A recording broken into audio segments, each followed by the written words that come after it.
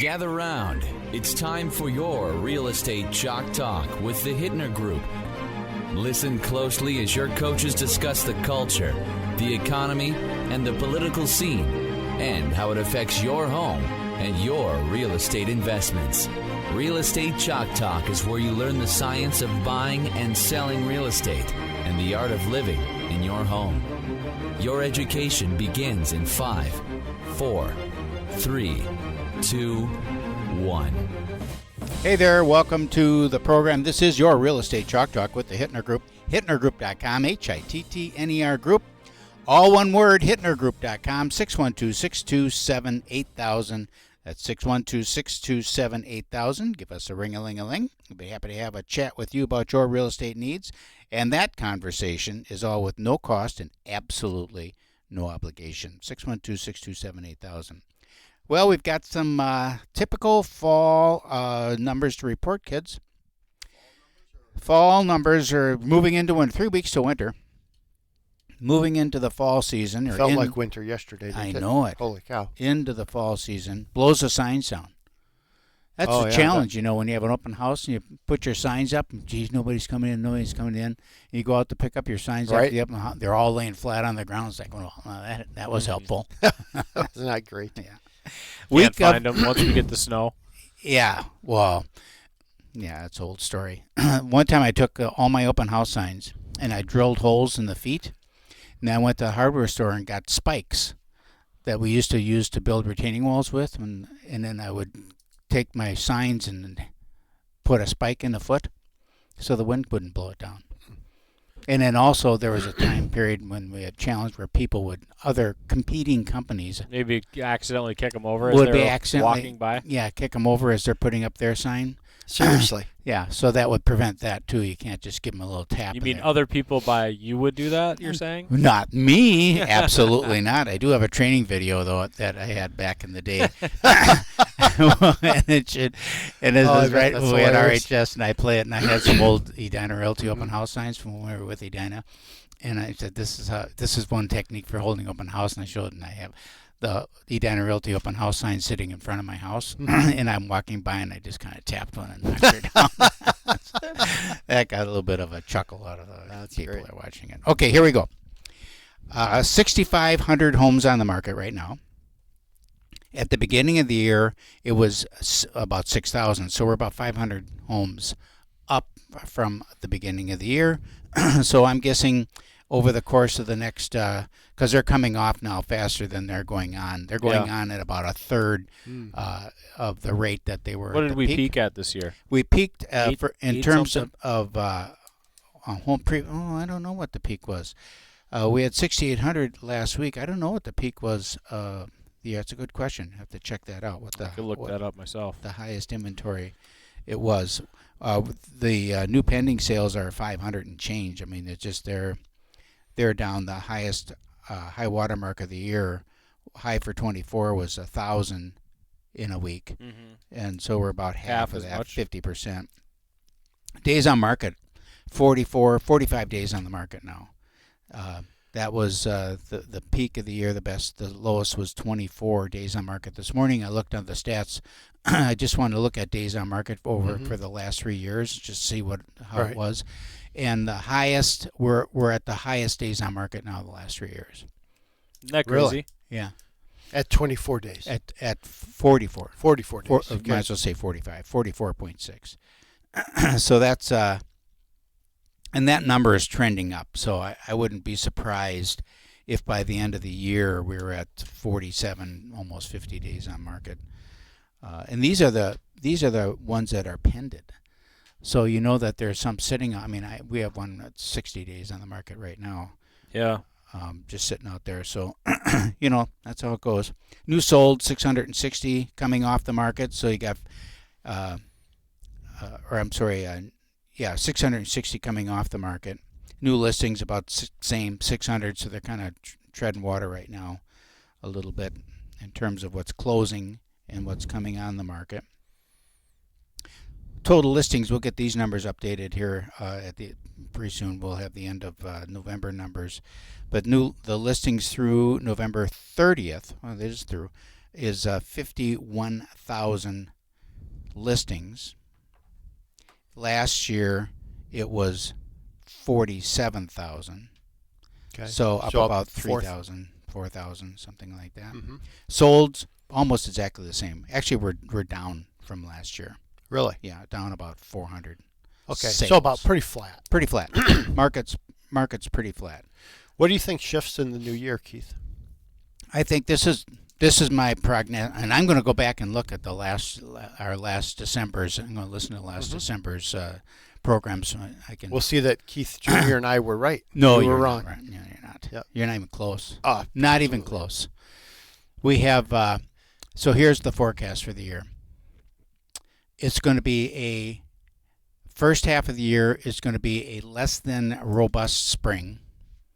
Everyone's going to be all excited about the spring and blah, blah, blah, and it's just going to be, spring will be a disappointment. It'll be okay. I think it'll be okay, but I think it's going to be a disappointment. I think people are hoping for and anticipating for much more than it's going to be delivered, and it's all because of the interest rates. The interest rates are still the same. The same problem that interest rates delivered to us this year are going to be delivered to us next year at 7% interest on a home loan for that first-time home buyer market, which drives everything else, and the move-up, which drives everything. It's not affordable for people. They're locked in. What were rates at last year in spring? Do we know? That we were high sixes, mid sevens. Okay, so it's pretty similar. Similar. We're actually pretty flat for the whole year. Yeah. We've had ebbs and flows. Yeah. We had about a 2-week period where we threw some refis in there, and we got a 5.99. We got a 5 in front of it, which was fantastic. But now we're, I quoted stuff yesterday, 6.99, paying a point, you know, and it's just tough. It's tough sledding. I do feel like, and we'll talk about this in the fourth segment, that we will get into a area where just got to get interest rates down into a palatable level, but I think you'll see that in the third quarter. Third quarter of next year. Third quarter, I think you're going to see. I think you'll see a 5 in front of stuff. Yeah. Or at least easy to get to a 5. Yeah. I sure hope sooner than that, but maybe you're right. We'll see. And then, you got stuff that has to cycle through. I mean, there's nothing. If you look at the structure of the economy and what's going on in the economy, there's nothing that's going to say lower interest rates. There's absolutely no low interest rate thing in the economy right now. So it starts with the energy, and that'll, Trump will get that going right away, but it takes a while.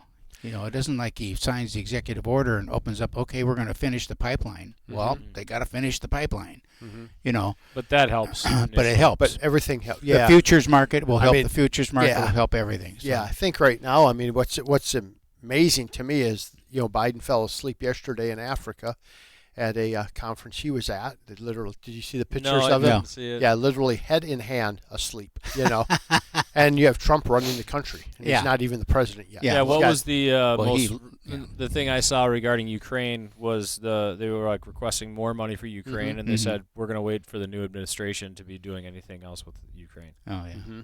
Yeah. No, it's a fascinating historical time we live in. So with all that going on, I think the point is that there's nothing that's going to change anything in the first quarter of next year. It's just more of the same. More of the same. We've got the natural rhythm of the market is going to come into play. Yep. That's going to increase some demand as leases come due and all the typical stuff. Yep. There's plenty of first-time homebuyer money out. I mean, I'm still so shocked. We talked about it on Monday morning at coffee. There's so much money available out there to be taken advantage of, and no one's taking advantage of it. I mean, very few. I mean, it's just that. Well, about every loan we do right now is taking advantage of well, it. sure. but if you look at the sheer volume, our volume is about half of what it was in June. Volume. Not units. Okay. Dollar volume. Okay. And the units are down. Now they're forecasting. They've revised the forecast already on units and volume for next year. Have they? Revised it down. They're being overly optimistic. They were saying it's going to be a 10% or 15%. It's just like, that's not real. Increase. Yeah, that's no way. No not way. a chance. No way. I think. Well, I think prices were flat own, this year. Don't you think prices were pretty flat this year? No, they actually were up. Quite Were a bit. they up? Yeah. Mm-hmm. No kidding. Yeah, your average and median sale prices are up significantly. Shocking. Costs are going up. I mean, the costs. If you have a $400,000 house that you're building, you got $90,000 into it before you bought a piece of 2x4 yet. Just in development costs and permitting and all the EPA stuff and all that. I mean, it's $90,000 in the thing. You haven't bought the land. You haven't bought anything yet. Just that's a lot of money to outlay. So then to try to get some affordable housing, that a new home that's priced in the 300s, forget about it. I mean, it just can't happen. Yeah, we can talk a little bit more about that later. We're going to have to break right now, though. 612-627-8000. That number again is 612-627-8000. And as always, you can log on to our website, hittnergroup.com, HITTNER group.com. There you can check your home value or just connect with us online at hittnergroup.com, and we'll be right back. We're going to talk about kind of emotional well-being, I guess, in the house, a comfort in knowing that you've got some planning done. We're talking with Kristen Davis. First of all, it's Thanksgiving, so I want to thank you for having a name I can pronounce. There you go. Very important. Very easy. Very easy. So you're an attorney. You've had a journey to get to your own practice now, so you've got your own firm, Kristen Davis Law, LLC. That's your firm. You're located here in Eagan, right? Yep. In Eagan. Okay, let's go back and say, how did you get here? Where'd you start out? Just a little background for the listeners so they know that you know what you're talking about. Yeah, perfect. So I graduated law school at Hamlin Law School in 2007. Okay. And so I worked at a law firm in Eagan, have been very local this whole time. So I worked at a law firm till about 2012, 2013. Mm-hmm. And then at that point... What'd you do at that firm? Yeah, so I did the same stuff that I do now. So I do a lot of family law, so divorce, child support, custody, parenting time, restraining orders. And then I also do probate. So if someone passes away, I help them administer the estates. And then I also do estate planning. I tend to do more basic estate planning. So people that come to me are usually under $3 million for total assets. And I'll do... wills, power of attorneys, healthcare directives, transfer and death deeds, and stuff like that. So I worked at a firm for about 5 or 6 years and had some kid health issues around 2012, 2013, and realized I needed to have more flexibility with life and try to do that balance. And so around that time, I started a firm called Molinaro Davis Law and had a law partner, and we were located off Cliff Road in Burnsville. And so we were Molinaro Davis Law up until a few years ago when I started then Kristen Davis Law. Okay. A couple of things are just kind of splashing through my mind here now. So it's like the ocean. The water's fast. I mean, first of all, partner eliminating partner. Tell me about that a little bit. Yeah, so, it was a friend of mine, a good friend of mine, still a good friend of mine to this day. I talk to her every day, actually. Okay. So her name is Teresa Molinaro, and so when we first formed, I have 2 kids. She had 3 kids. We both were on the same page.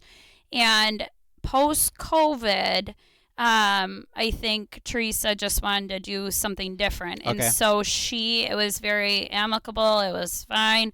She went to a large law firm at that time, and then she actually has since left then and is now at a bank doing trust work. Oh, all right. And so actually when we were in the law firm together, she did all of our trust work, guardianships, conservatorships, didn't touch family law, and then I did all the family law, probates, estate planning. So we never really did the same stuff, just kind of complemented each other. Mm-hmm. And then we also had employees and other attorneys and legal assistants. So I've had kind of different avenues of where we're at. And now where I'm at, I have a full-time assistant and then myself as the attorney. And so that's kind of where we're at now. So you are practicing in the area. We have 2 specialties that we focus on. One of them is high conflict divorce and the other one is probate. Okay. So it's just the tie-in is perfectly. In fact, I saw your name on a case I came across from Dakota County, and your name was on there. I thought, well, gee Williker, she's right down the street from me. I got to give her a ring-a-ling and see if she can come in and talk to our audience about that area of law in particular. But I want to go in two different directions here. I want to talk about divorce and I want to talk about probate. Uh-oh. So which would you rather talk about? What's your Both are favorite? very difficult areas. I know it. Someone's dying or someone's getting divorced. Yeah. That's kind of like dying. They're both there's a well, maybe not. grieving process Maybe not. on both. Right. Yeah. Dying, but living. Mhm. So my attitude about divorce is it's a fresh start. So Yeah. you have a obviously the couple loved one another at one time or another. They wouldn't have gotten married, and things have happened during the course of that relationship, and it just is fractured to the point where it can't be glued back together. And so now it's like we got to figure out how we're going to move on. Sometimes there's resentments that come up, and so then there's vengeance and all of those things that play in, and the for me, I'm just kind of down the middle kind of a guy. So I mean, I just kind of take it what it is. Our goal here is to separate and get rid of it. How do you deal with that when you have someone that comes in and they're just like they want to kill, right? I mean, they're just so angry that they just want revenge almost as much as the separation. In fact, they want to drag out the divorce just to inflict pain on the other side. Do you see that much? I do, but I don't know. A lot of times what I see is that people don't even realize that that's what they're doing. They're so emotionally invested. And so whenever I have clients come in, I always tell them, okay, here's the deal. How this is going to work is going to depend on the reasonable and rationality of 4 people. And that is going to be my client, their ex or their soon-to-be ex, and then both attorneys. Mm-hmm. You get one irrationality or unreasonableness in that group of 4, then that's what I tell them that's what court's for. Right. So you can't mediate, you can't settle if someone's completely unreasonable or irrational. That's what the court system is for. And so sometimes when I get a case and there's a trigger by the attorney, or I can see the other party hasn't caught up emotionally in terms of accepting that they're getting divorced, or they carry that resentment, or they're not there yet. So majority of the cases do settle, about 93%, give or take. Right. But that other 7% end up in a trial, and I can usually tell you what cases are going to trial. But when you first start out, sometimes a case will just take 10 steps. It'll take to get to step 8, where their emotions and all of that by the time they catches up, right? And so majority do settle, and they might come in flailing in the beginning, but the court system, probates, family law, takes forever, right? Especially right out of COVID, it would just take so many delays. And so usually they come in strong. Eventually, they kind of see, okay, I got to move on. I mean, this is reality, right? And with my clients, too, I always say, here's the deal.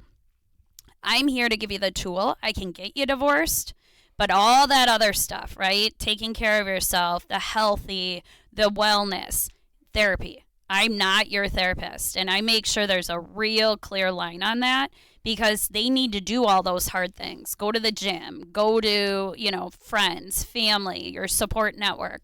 I'm just there to get you the tool. There are laws in place. People forget about that, but in family law, there are laws. So there's going to be a child support calculator. There's going to be laws about spousal maintenance. What's in the best interest of your kids? And so I'm there. I really make sure I do not get emotionally invested. Obviously, I understand. I'm sympathetic, empathetic to what they're dealing with. But my role as the attorney, it's like a doctor. They're going to give you the diagnosis. But there's a whole load of emotional well-being that needs to go with that. But that's not my role. My role is to get you divorced and get you everything that you're entitled to under the law in a divorce. Is, because the holidays, right, they bring up so many things with families and issues and whatnot. Do you typically see that being a harder time of year? For sure, especially high conflict divorces. At the because holidays. because all of a sudden you're going, okay, we have a regular parenting time schedule, and then all of a sudden anytime there is a way to have conflict, that's what gets thrown in there. So one, I see it where, okay, all of a sudden now the parenting time schedule is changing because it's a holiday. Holiday's going to trump the parenting time schedule. So what time is the exchange? Is it an odd year? Is it an even year? The other part that I run into is all of a sudden now you're getting like Aunt Susie's opinion, Grandma Joe's Grandpa Joe's opinion. And so where they might be, okay, I think we're going to have an agreement. Now they get, unsolicited or solicited advice from 12 different family members at Thanksgiving. Then come Monday, I got like 12 different proposals and opinions and whatever else. Too many things what should be. What should be. Too many cooks in the kitchen. Third-party influence, we call that. 100%. So we always look at, when we get involved, we're looking at the situation. Obviously, when there's kids, that's a circumstance. Do you see a difference in a high conflict? Are kids a factor that creates more conflict, do you think, or is it just another thing in a Yeah, I guess it's what I see as the most litigated areas. Number one is kid stuff, right? Parenting time, and custody, and the second is spousal maintenance. It's where whatever the financial exchange is for alimony.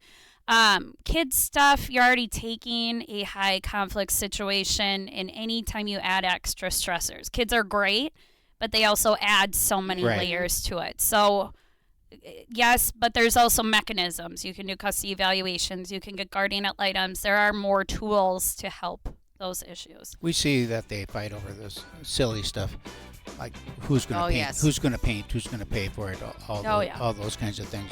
We'll pick it up right after the messages. This is Our Healthy Homes, ourhealthyhomes.com. Back with Kristen Davis, attorney. We're talking about divorce, and we're going to talk about probate as well in the upcoming segment, so stick around. We're speaking with Kristen Davis, attorney. We went out for break last time. We were talking about high conflict divorce. People fight about anything and everything. We find that we get involved when the house has to be sold. Which, what do you think is the percentage of time that happens when the house has to be sold? I say it happens enough. Even with the interest rates these days, right? It's hard. It happens enough, right? So usually you have a home, but then if one person's being awarded it, they obviously want off the mortgage. And then to refinance at different times, you're obviously not refinancing or selling because of the market. You're doing it because of outside sources, which is your divorce. So it's usually either the worst time or not. It seems like it's always the worst time. And it's not the best time. So I would say, I don't know. I don't even know if it'd be 50-50, but houses get sold quite a bit during divorce, or at some point in the divorce. Some point during the divorce. Yep. And that's when we get them. And people fight. We find they fight about who's doing the paint. We had one where the house had to be painted, carpet had to be cleaned or replaced, and of course you're like, well, I'm not going to pay for it. And I'm not going to pay for it. Neither one of them were living there. Yep. So they're just arguing over who's going to do it. So what we do is we just go and say, we'll do it. Wow. We'll do it. We'll pay for it. We'll settle up at closing. Just take it off the plate. As an attorney, I would say thank you. Yes, I would say yes, that's great. If you're willing to front that and Yep. get it in the end, Yep. and then everyone's dividing it up anyway, I Yep. would love that. And then Yep. I'm using my person. Yep. And you guys don't need to fight about it. Right. And I'll we choose know what's the going to color. get done, 'cause and And there's not two different painters. Each Exactly. got their own. Right. Yes. Ooh, I love that. It's Yeah. always like that. Yep. fight and bicker. so- oh yeah. I would like that. Take the temperature down is Yep. the main thing. I want to talk about probate a little bit because I love probate. We do.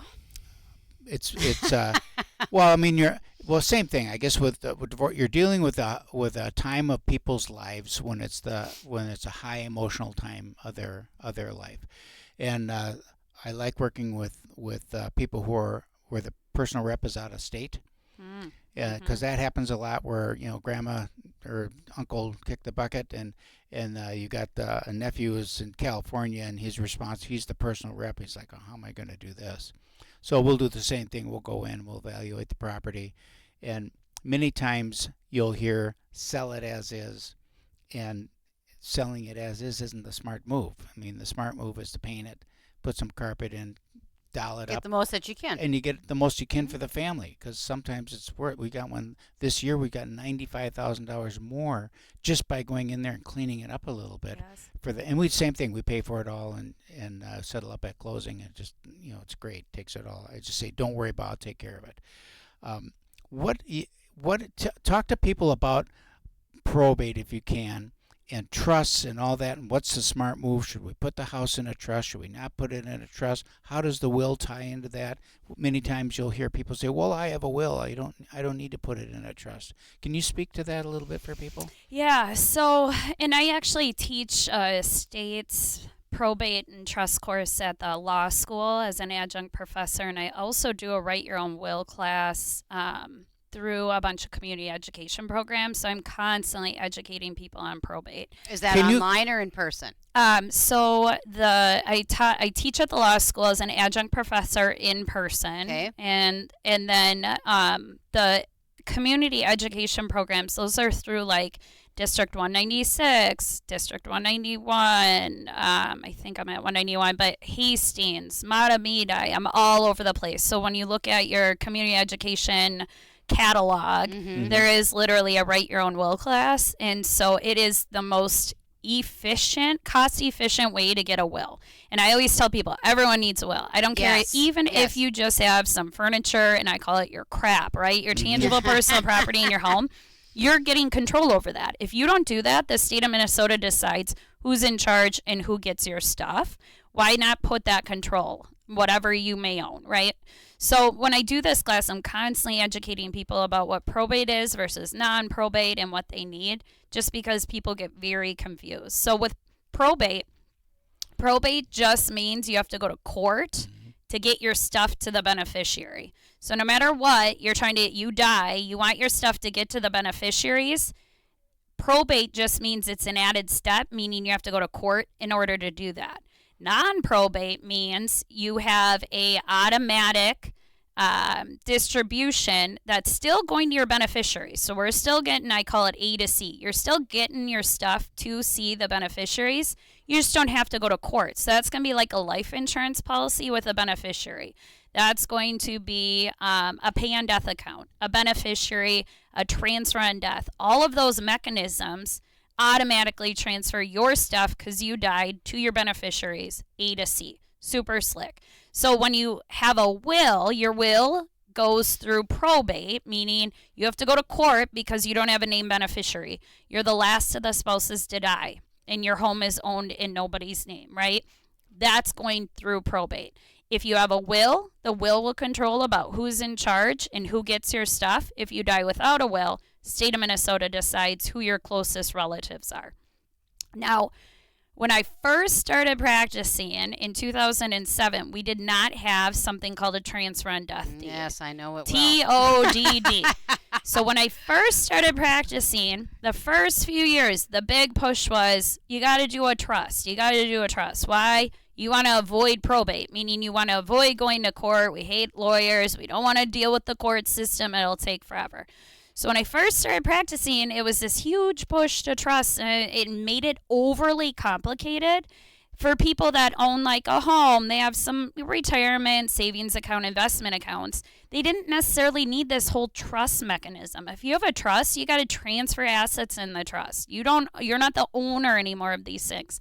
Trusts are good for certain purposes, taxes, privacy, secrecy, not joint families, right? There are reasons to do a trust, but it really became this issue. And thank goodness legislature came out, and they came out with a transfer on death deed. Slickest tool, my favorite estate planning tool that in my career that I've seen that have helped so many families. Transfer on death deed, what it does is it takes that you have a home, right? You have real estate. It's usually when the second spouse dies. It takes it out of going through court to probate to get the home to your beneficiaries. Because what you do is you do a transfer on death deed, and it'll literally say, on the last of the two spouses to die, I quit claim the property to Susie Q and John Q, right? And so what it does, it has to be recorded in the county recorder's office. And what happens is, As long as it's recorded during your life, that transfer on death deed will make your real estate become one of those non-probate assets. So you die within a day, 2 days, you own that home.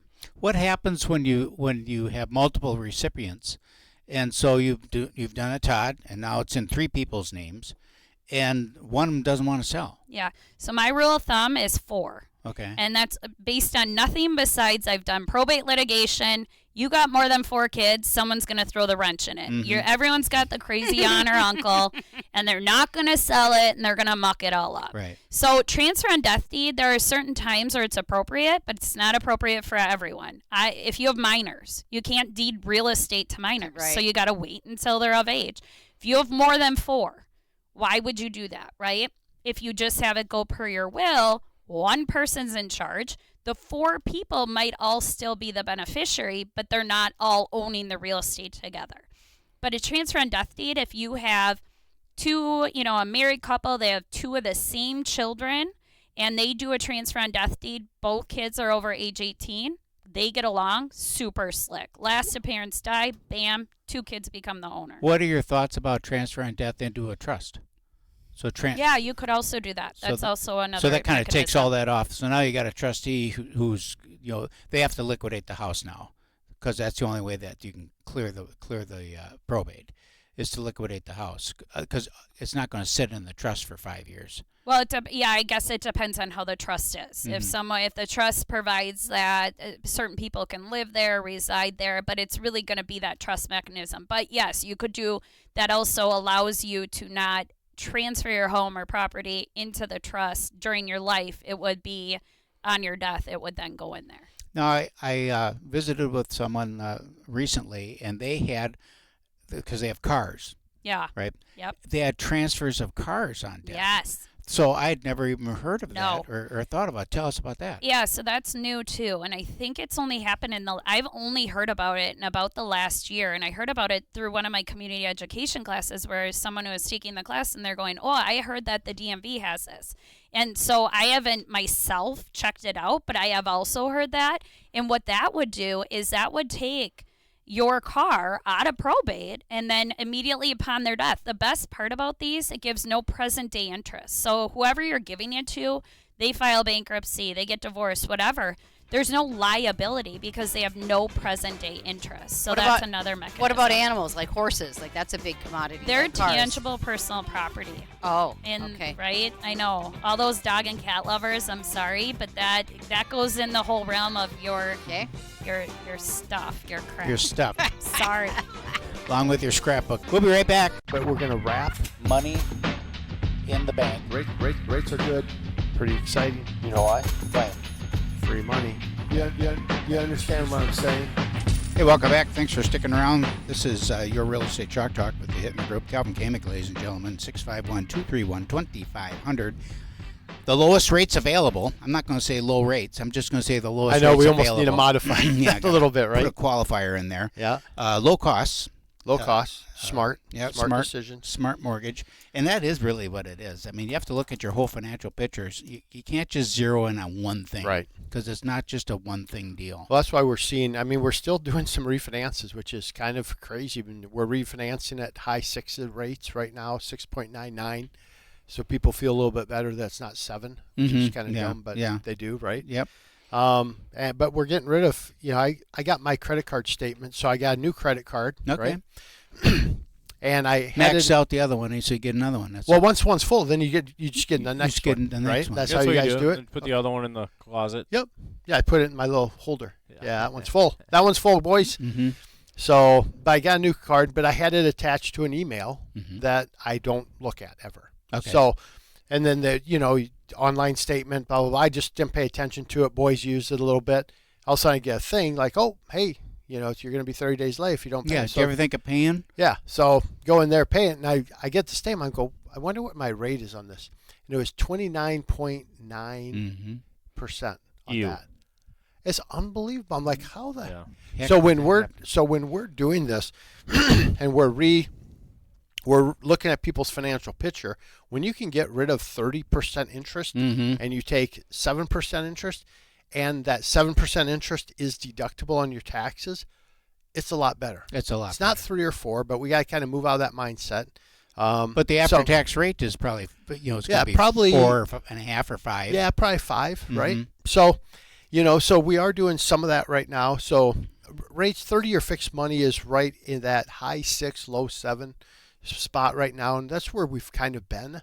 And you're paying a little bit of money to get the rate there, and everybody will lie to you and say, oh, we can do this, do that, and everybody can do that, but I'm telling you, that's kind of where rates are sitting, right? So one thing that I always get a kick out of is people do the cost buy versus rent analysis. And the thing that is always done, they look at the numbers. If I'm paying this much in rent and then this much in a payment, what's the delta between the two? Right. Right now, it's advantage rent. Oh, is it? Oh, okay. Yeah, pretty significant. But they're not comparing properties. Oh, for sure. That's so they're comparing the cost of owning a single family home with the cost of renting in an apartment complex. It's not, you're not the same lifestyle there. Not at all. You've got no yard for your family, you've got no garage, you've got no, none of that stuff. It's all just a financial picture thing. So when you're doing your analysis and your comparison, my point is that you look at the entire picture and make your decision based on how you live in your home and in your financial picture versus what an interest rate is. Right. Well, talking interest rates, we're talking in the first segment about kind of what's the projection going forward, and I just pulled up like what are the major, the NARs of the world, mortgage-backed, MBS, all these people, what are they saying? So here's kind of what people are saying. National Association of Realtors anticipate mortgage rates will stabilize around 6% in 2025. Bouncing between 5.5 and 6.5 is what they say next year, which would be great. I think that's reasonable. Then you have Bright MLS expects the average to be 6.4 next year and fall to 6.25% by the end of 2025. So everybody's set, and then there's a number of other ones, but everybody's saying that rates are going to come down a little bit, but we're going to have a 6 in front of it, and maybe a high 5s maybe. But that's where we're going to live. So people saying, well, I'm going to wait till rates are back. That's pretty darn good, though. It's great. I think that's, if there's a 5 that's in front sustainable of it, for a decade. Yeah. What were you? Did you have your hand up, Keith? Yeah, we were talking. Senior made a comment regarding comparing like-kind properties when you're doing renting versus owning. Yeah. And what that looks like. And just to give you an example, I have a rental property and it's $2,200 a month. Okay. I probably could increase that maybe a little bit. Yeah, let's call it $150 a month. I could get more out of it. Let's call it $2,350. Okay. It's a split level home in Lakeville. There was one up the street that just sold very similar for $425,000. Okay. So you can buy that house for $425,000. Right. 20% down payment. It's $85,000. So you need $85,000 to do it, right? And then there's other costs associated with your inspection, et cetera. Sure. But, $85,000 out of pocket to get that house. Taxes, insurance, it's $3,000 a month. So for $3,000 a month, you can own that property, and you've paid a bunch of cash, $85,000, or you can rent it for, even let's say $2,500 a month. Right. And then they call me when something breaks. Right. And but also they own it. Right. And they can rent that property like that for 10 years, and at the end of 10 years, they're going to have a handful of receipts, and you will have paid off your mortgage, thanking them very much. So, that's the difference, Right. because you have to look at that appreciation growth and and the savings that you're doing because you're paying down your mortgage, you're appreciating on that property, you're getting some tax benefits of that property. So you look at all the after-tax. So 10 years from now, when the market declines and it's worth $375. Yeah. Well. Yeah, right. Well, that's the question happened I'd ask once you guys. in my career of 40 years, so I guess I'm not too concerned about that. The question I'd ask you guys, is it better, you think, as you talk to investors to rent, to buy it and hold it and rent it out, or to just flip it and take your cash now off the table? That's a different strategy. Yeah. Okay, so just a strategy play? Just a different strategy. Okay. So, Thoughts around it? Yeah, sure. If let's say you have, like, a guy like me, you would consider, I have 3 children, they're, high school and middle school age kids. Yeah. If I own, let's say, 2-3 single-family homes for 10 years previously, I'm getting to a point now where those kids are going to go to college. I have a little bit of store of wealth. I could tap into a refinance. I could do cash-out refinances and pay for school. Yeah. I can buy cars. I can do all kinds of things for my kids. That's more long-term picture investing as opposed to somebody that – and that's a strategy in and of itself, just to build wealth. And then, if you've got 3 single-family homes – and they're paid off after your kids are in school, you can deed those properties to your children. You can do all kinds of different things with that store of wealth. You can sell them, pay the tax on them, the capital gains, and gift money to your children. You can do all kinds of things. Take that money out, sell the properties, liquidate, put it in an annuity now. I'm in retirement, or you can keep it. Yeah, and you're just getting $7,500 now income. Borrow money against Let's it. say it's $2,500 a month. Those things are paid for. Yeah. Now you have $7,500 or $10,000 in quote income every month coming from those properties. There's your retirement. Plus you have the store of wealth there to pass some things on. So that's just a long-term view on investing in single-family homes specifically, which I think is a fantastic strategy because they're more liquid. You can peel one off and sell it. If I have 4 single-family homes versus a duplex that has 4 units, I can't sell one of those units and take $400,000 off the table, right? With a single-family home, I can sell one of those units and take $400,000 off the table and do whatever I want with it. But you can borrow. You can put a loan on that. Or borrow money against it. And that's tax-free. Now I have an obligation there, et cetera. Like maybe I don't want to do that, but that sure is the thing that you can do. But with a renter in there, they're paying that, right? Because I thought, should I pay off one of these? Like, well, I'm not really paying it. The renter's paying it. So what's the point of paying it off if I don't necessarily need the income right now from those? Let them continue to pay it over the next 8 years because I just don't need it. And your rate is good on it. And the rate's fine. Yeah. Right. It's not, but it's fine. Yeah. And you're comparing your opportunity costs because you have to take that cash that's earning money over here to pay it down over here to save a fixed interest rate. What are you earning over here? What's the opportunity cost of moving that money? Probably make more money in the market than you would on the appreciation of that real estate over the years. So then the other coin is like buying a house that needs to be fixed up. You're kind of like creating a job for you in a sense. If if that's your focus, I'm going to buy 5-8 properties this year. They take time in acquisition, in turn times, improvements. It's just a different scenario. And you're going to make $5,000 to $20,000 each time, depending on the property. It's not a lot of money, and a lot of them do. Right. Yep. A lot of guys that we work with, they go and they buy, and they get it.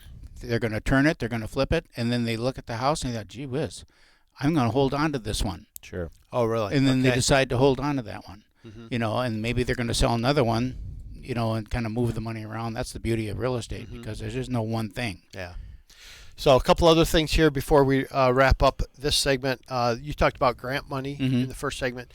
Grant money's available. Some of the funds are starting to dwindle a little bit, but they'll get replenished in the first little bit of next year. But so there are a lot of good grant programs available right now. First generation still. First generation, yeah. Everybody's 30-some grand, man. 32 or 35, depending on. So that's a good program, and then what we're seeing is just a really good time to buy. So we're seeing seller paid closing costs coming back in the mix. People are accepting FHA loans, VA loans, USDA loans. I mean, everything's being accepted. People are wanting to move property. So if you're thinking about buying or selling, or buying especially, it's a great time. Yeah. So let's not wait till the new year. Let's just get it done, and let's get in by Christmas. There you go. That's it for this week. You can give us a call at 612-627-8000. Call Calvin anytime, 651-231-2500, or log on to our website, hittnergroup.com, HITTNER group.com, and we will see you next week.